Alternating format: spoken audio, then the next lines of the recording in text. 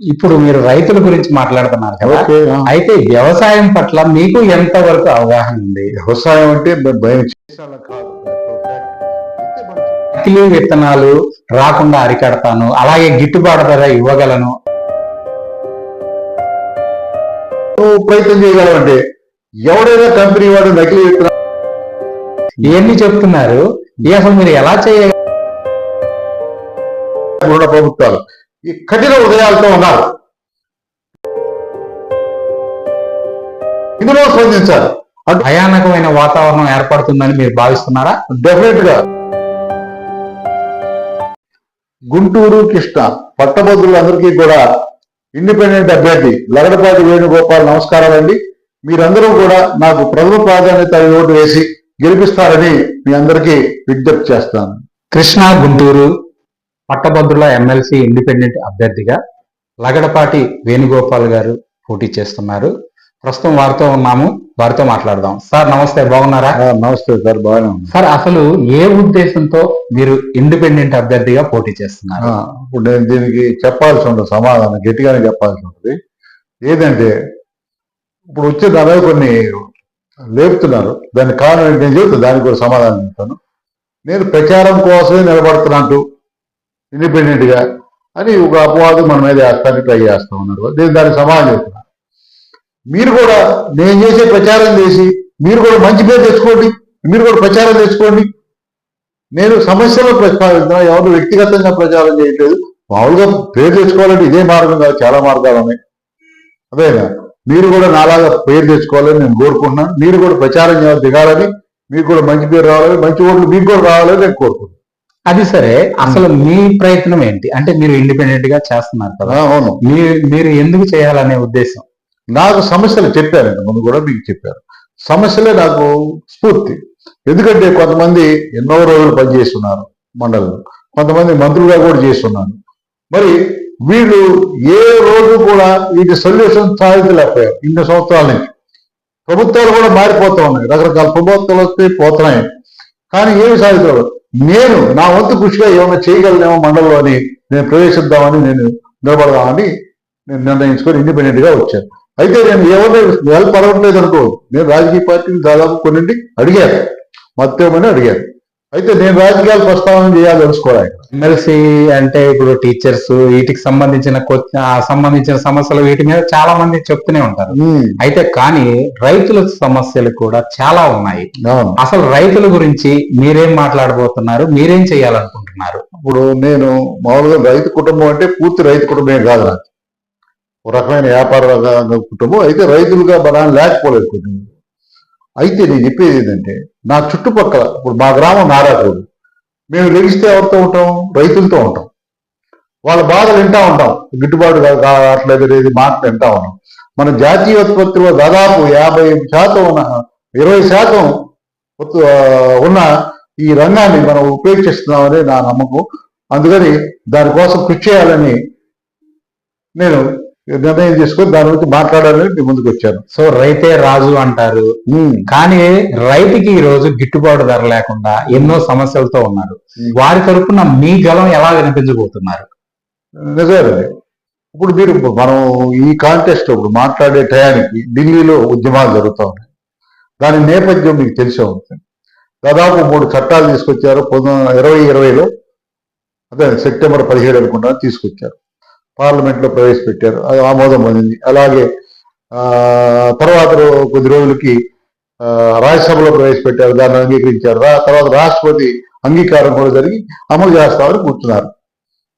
అదే దాన్ని రైతులు వ్యతిరేకించారు. మనకు తెలుసు, ప్రొడ్యూసర్ వాణిజ్యము మొదటి చట్టము.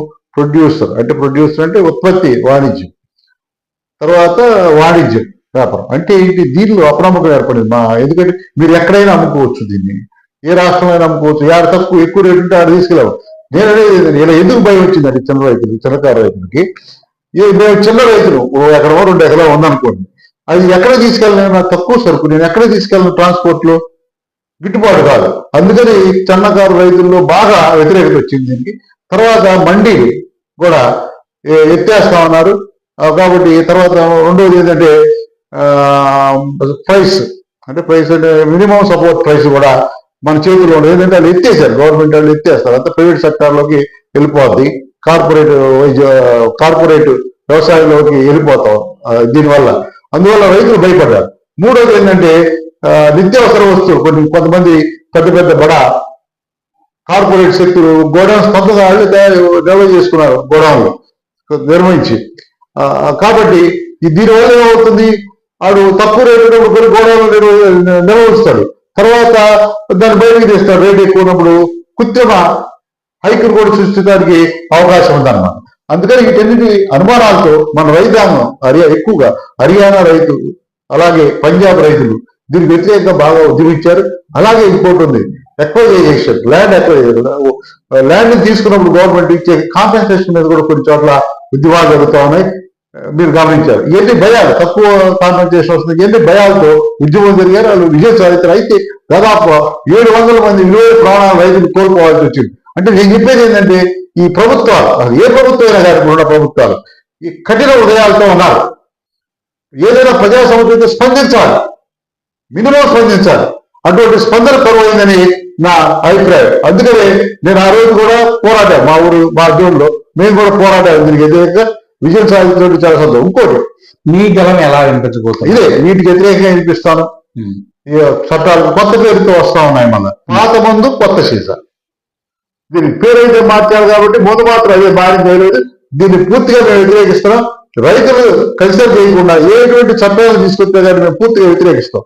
ఇప్పుడు కూడా దాదాపు ఈ ఉద్యమం బిగిరైంది. ఇప్పుడు అది ఎన్ని రోజులు తెలియదు. దీన్ని విజయం సాధించాలని కూడా మేము, రైతులు విజయం సాధించాలని కూడా మేము కోరుకుంటున్నాం. సార్ వేణుగోపాలరావు గారు, ఇప్పుడు మీరు రైతుల గురించి మాట్లాడుతున్నారు కదా, అయితే వ్యవసాయం పట్ల మీకు ఎంత వరకు అవగాహన ఉంది? వ్యవసాయం అంటే భయం చేసాల కాదు, యాక్చువల్ ఫ్యాక్ట్. అయితే మన చుట్టూ ఉన్న పరిసరాలు, అదే నారాకోట సంగతి మీకు తెలుసు కదా, కూరగాయల ప్రసిద్ధి. మా వాళ్ళంతా కూరగాయలుగా పండిస్తూ ఉంటారు. చిన్న చిన్న వ్యవసాయం అయితే వ్యాపార పంటలు, పత్తి మిరప చేస్తూ ఉంటారు, కొద్దిగా వరి కూడా పండిస్తూ ఉంటారు. అయితే వాళ్ళు పడే బాధలు మేము గమనిస్తూనే ఉంటాం, మాటలో చెప్పేదాన్ని కానీ, గిట్టుబాటు కావట్లేదని కానీ ఎన్ని ఉన్నాయి.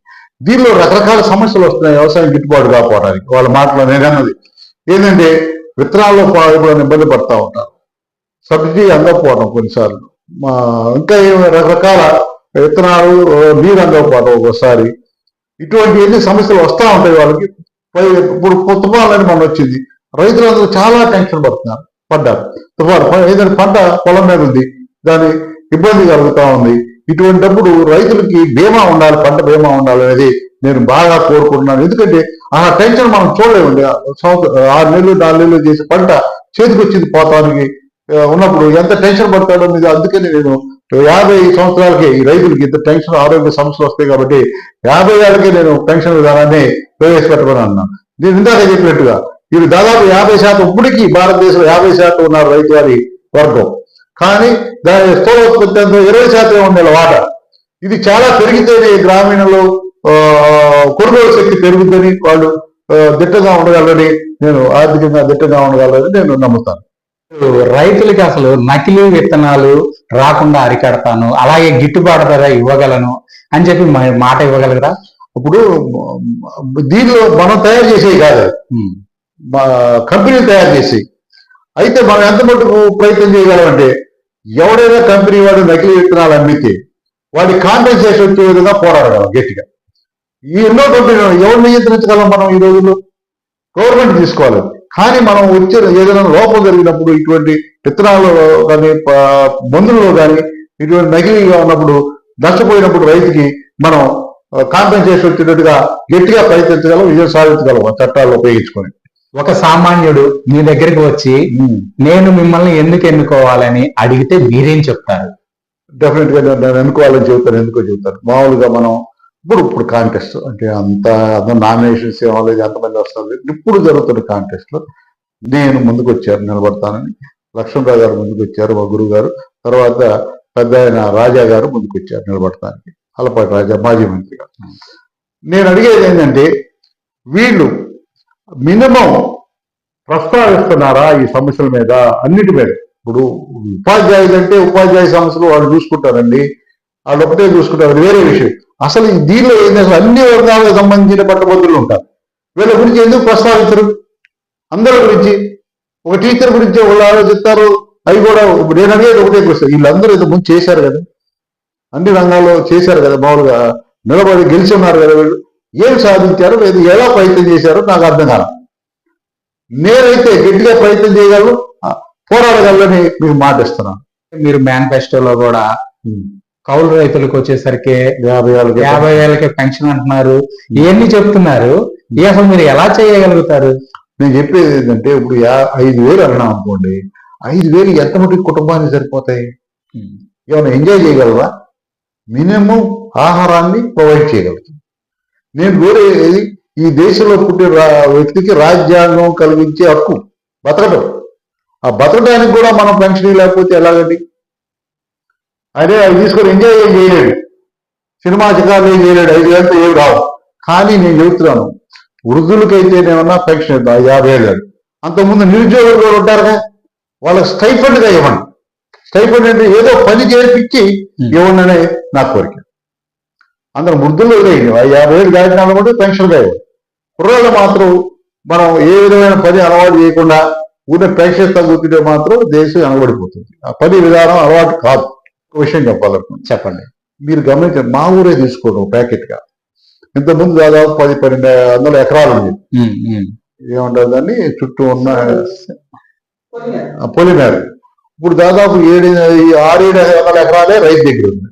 అంటే ఏమైపోతుంది, ఇదంతా రైతు నష్టపోయి అమ్ముకోవటం కానీ ఇతర రియల్ ఎస్టేట్ గా మార్చుకోవటం కానీ జరుగుతుంది. రాబోయే రోజుల్లో మీరు కనుక ఇటువంటి ఆపకపోతే, వ్యవసాయ రంగాన్ని అభివృద్ధి చేయకపోతే స్వయం పోషకత, ఆహారంలో స్వయం పోషకత నశిస్తుంది మన దేశంలో.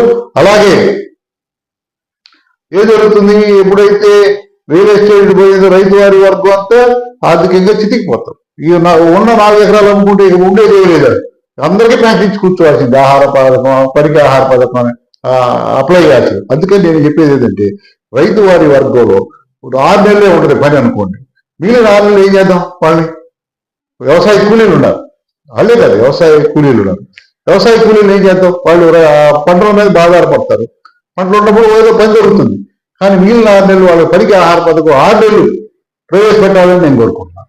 ఇవన్నీ కూడా ఏం లేదు, దీనివల్ల వాళ్ళు సుబ్బడేది ఏం లేదు, ఆహారం దొరుకుతుంది, జీవించగలరు. దీనివల్ల లగ్జరీస్ ఏమి రావు. దీంతో పాటు నేను ఏం చేస్తానంటే, వీళ్ళు అన్ని రకాల ట్యాక్స్ వేస్తారు కానీ తల్లిదండ్రులు ట్యాక్స్ ఎందుకు వేయరు? తల్లిదండ్రులు బాధ్యత ప్రభుత్వం తీసుకోవాలి. ట్యాక్స్ వసూలు చేసి మా దగ్గర వసూలు చేయండి, ఏముంది, ఎన్నో చేస్తారు మీరు, మీరే బాధ్యత తీసుకోండి ముసలాళ్ళు అయినా మా తల్లిదండ్రుల్ని. అదే మీరు పెన్షన్ అంటే అదే కదా, ఒక బాధ్యత గవర్నమెంట్ తీసుకున్నట్టే కదా. ప్రజెంట్ ఆల్రెడీ పెన్షన్ అది కొద్దిగా ఎక్కువేండి. ఇప్పుడు ఎటు ట్యాక్స్ తీసుకుంటారు కదా. అవును, దానిలో 10 రూపాయలు కలపడం వల్ల వచ్చే నష్టం ఏంటి? ప్రభుత్వం బాధ్యత తీసుకోవాలి. వీళ్ళందరికీ హాస్టల్స్ లాంటి అంటే వృద్ధాశ్రమాలు నిర్మించాలని నా డిమాండ్ అన్నమాట. అయితే ఇప్పుడు చాలా మంది కూడా ఇప్పుడు అన్ని రంగాల్లో కూడా ముందుకెళ్తున్నా గానీ వ్యవసాయ రంగం అనేది ఎప్పటికప్పుడు నష్టాల బాటలో పడి రైతులు చాలా మంది తగ్గిపోతున్నారు. డెఫినెట్ గా ఉత్పత్తి తగ్గుద్ది కొన్ని రోజులు పోతే, ఇలా వ్యవసాయం దూరం అయితే. ఇంకోటి, ఆత్మహత్యలు కూడా మీరు గమనించినట్టయితే రైతాంగంలోనే ఎక్కువ ఉంది. మీరు అది మనం ఒప్పుకోవాలి. దీన్ని నిరోధించే విధంగా సబ్సిడీలు కానీ వేరే విధంగా వ్యవసాయాన్ని ప్రోత్సహించకపోతే, లేదా స్వామినాథన్ కమిషన్ సిఫార్సులు కనుక అమలు చేయకపోతే ఈ కొద్దిగా ఇబ్బంది పడతామో అని చెప్పి, మినిమం సపోర్ట్ ఇవన్నీ లేకపోతే గిట్టుబాటు కాకపోవచ్చు. అదే అందుకని ఇవన్నీ కూడా అమలు చేయాలని గవర్నమెంట్ని నేను రిక్వెస్ట్ చేస్తా ఉన్నాను. ప్రస్తుతానికి నేను వీటి కోసం వాళ్ళు అమలుపరచిన విషయంలో నేను పోరాడతానని మీకు వాగ్దానం చేస్తాను. ఈరోజు మనం భోజనం చేస్తున్నాం అంటే అది రైతు కష్టమే. అలాంటి రైతు గురించి మీరు చాలా చక్కగా వివరించారు సార్. మీరు సక్సెస్ గా ఇంతే ముందుకు వెళ్ళాలని కోరుకుంటూ మనస్ఫూర్తిగా మరొకసారి మీకు ధన్యవాదాలండి. నమస్తే. నమస్తే.